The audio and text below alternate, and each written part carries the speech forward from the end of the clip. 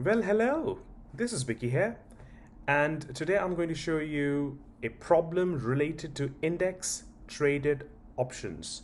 This is part of risk management topic. It is commonly tested in FM exam ACA, so let's get started. Okay, so let's say today's date is 1st of December 19. Now this person called Jamie, he has a portfolio of shares in FTSE 100. Now the question is, what is FTSE 100? FTSE's official name is Financial Times Stock Exchange FTSE 100 Index. What it is essentially a list of 100 largest companies listed on the London Stock Exchange. So he's got a portfolio of shares in FTSE 100. Now the market value of his stake currently is 1.2 million. So due to Brexit, Jamie believes that FTSE 100 will fall in value and his current holding will be affected. So he thinks because of Brexit, his 1.2 million is going to fall down to whatever level, but it is going to go down. That's what his predictions, that's what he is assuming. Now, Jamie has two options. Number one, now the simplest way is to just sell the shares and pocket the current value, get the deposit in the bank account, happy days. Well, or second is do not sell the portfolio and protect it using index traded options, right? Most of the investors are going to go with the second option because they just simply don't want to sell their stake simply because they think that the value will fall down. So they would rather go with an option to do something in order to protect the value. So now, what is index traded options? Now, an index option is a financial derivative contract whose value is derived from an underlying stock market index, such as FTSE 100 here. It gives the holder the right, but not the obligation to buy or sell the underlying index at a specified strike price. Index options are traded on exchanges, just like stocks and other securities. All right. Now, just to let you know, there are two types of index options: call options and put options.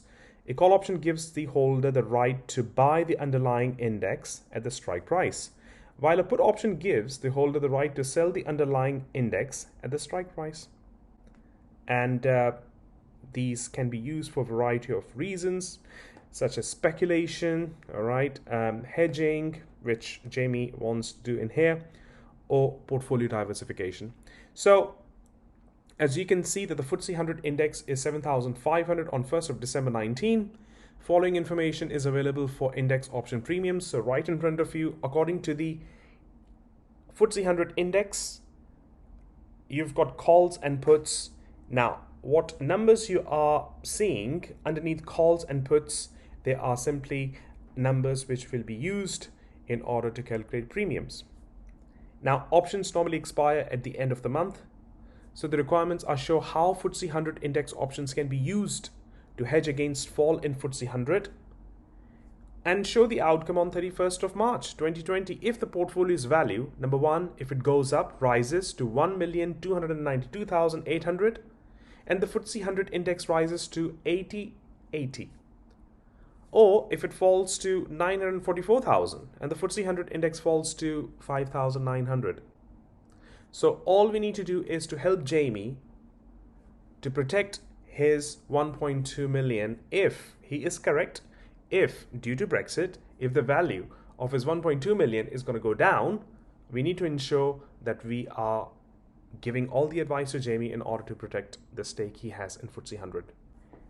Jamie would want to go ahead and protect fall in value by opting for put option. Now, put option is the right to sell in the future at predetermined price if market conditions worsen. First of all, we have to find the number of contracts. So as you can see, how to find the number of contracts, it's portfolio value. So the portfolio value over here is your 1.2 million. As you can see in here, that 1.2 million is the portfolio value, right? Divided by FTSE 100 index times by price per full index points. So 100 FTSE 100 index is 7,500, which is linked with your 1.2 million, times by 10. 10 is the FTSE 100 index options, £10 per full index point. So 16 contracts And how much is going to be the premium? Now, because he will go ahead with the March put option 120. So therefore premium is, so you will take 120 from here, from the table, times it by £10 per full index point, times by 16, number of contracts. So if you take the product of these three numbers, it's 19,200. Now, what's going to happen is, if the index rises, if it rises to 8080, he's going to lapse it, simply because why would he want to sell at a predetermined rate when he can sell, if he wants to, at a higher value? Well, first of all, Jamie is not going to sell anyway. As far as the put option is concerned, he's simply going to lapse it. He's not going to exercise. So what would be the portfolio value? 129 to 800 if it goes to 8080, according to if it rises to 8080. But regardless, he exercises or he lapses, he has to pay the premium, because he has got himself into the option. So he has to pay the premium regardless of he going ahead or not with exercising it. So the difference between these two, so now the value of his portfolio is going to be 127,3600. So he has to pay the premium regardless. On the other side, if it falls to 5,900, he is simply going to exercise. Why? If he was not to exercise, then his value is going to be, of course, 944. Or if he was not to take help of a derivative, his value would have been 944. As he was predicting, due to Brexit, his value is going to fall down. So if it actually did fall down to 944, and if he did not opt in for the index rate options, he would be sitting on 944.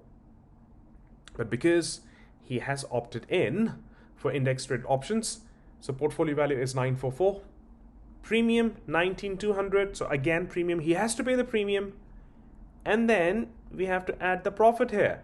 What is the profit? The difference between 7,500, which is given to us in the question. So your 1.2 million was linked with 7,500. So take the difference between 7,500 and the FTSE 100 index on 31st of March 2020, which is 5,900. Take the difference, times by £10, once again £10 per full index point, times by 16 contracts, so 256. You add all these numbers, now he has got 1,180,800.